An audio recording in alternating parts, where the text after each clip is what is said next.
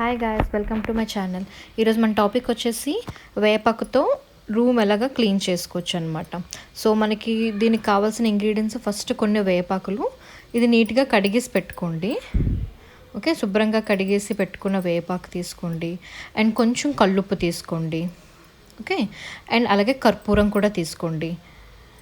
And naphthalene balls. So ఇవన్నీ మన ఇంట్లో ఉన్న ఇంగ్రీడియంట్సే. సో వీటితోనే మనము వేపాకు జ్యూస్ తయారు చేసుకొని దాన్ని మనం ఇంట్లో మాప్ చేసుకోవచ్చు అనమాట. సో ఎక్కడైనా పురుగులు, దోమలు అలాంటివి ఏమైనా ఫ్లోర్ మీద ఉన్నప్పుడు కూడా దీన్ని మనం స్ప్రే చేసుకోవచ్చు అనమాట. సో ఫస్ట్ మనం వేపాకుని కడిగిందంతా మిక్సీ కొట్టుకోవాలి. సో నేను మీకు ఇక్కడ మిక్సీ చూపిస్తున్నాను చూడండి. సో ఇలాగ మనం ఫైన్ పేస్ట్ చేసుకోవాలి. సో మధ్య మధ్యలో మీరు కొంచెం వాటర్ కూడా యాడ్ చేసుకుంటూ దీన్ని గ్రైండ్ చేసుకోండి. ఒక 2-3 టైమ్స్ అలా గ్రైండ్ చేసుకుంటే మనకి మంచి పేస్ట్ అనేది వస్తుంది. ఆ పేస్ట్ అనేది మనము వడకట్టుకోవాలన్నమాట. సో నేను ఇక్కడ పేస్ట్ చేస్తున్నాను.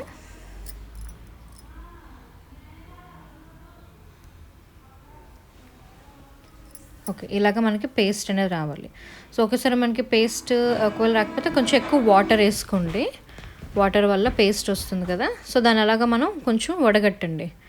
ఇక్కడ ఓన్లీ మనకి లిక్విడ్ మాత్రమే కావాలి.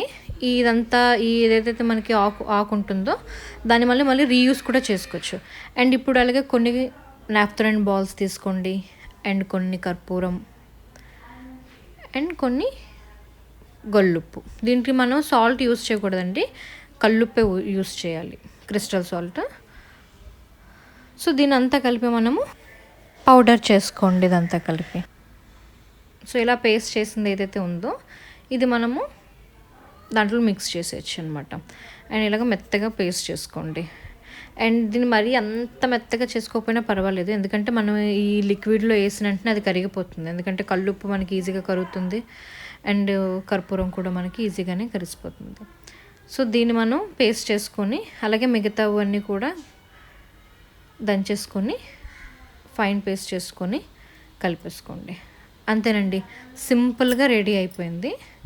సో ఈ జ్యూస్ అనేది ఏదైతే ఉందో మనము స్టోర్ చేసుకోవాలన్నమాట.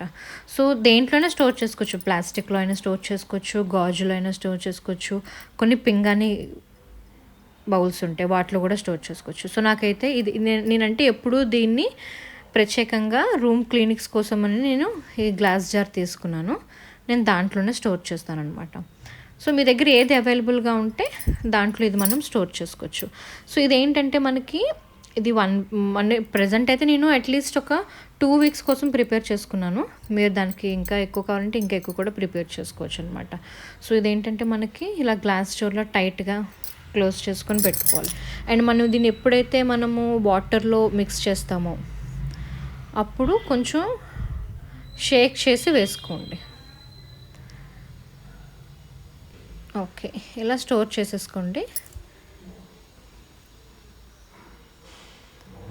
దీనికి కావాలంటే మీరు కొంచెం నీళ్ళు కూడా కలుపుకోవచ్చు.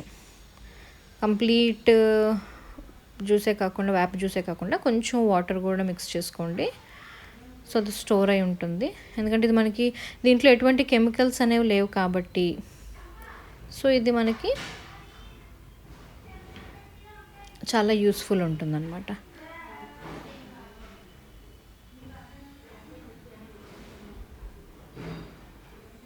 సో ఈజీగా మనం దీన్ని స్టోర్ చేసుకోవచ్చు.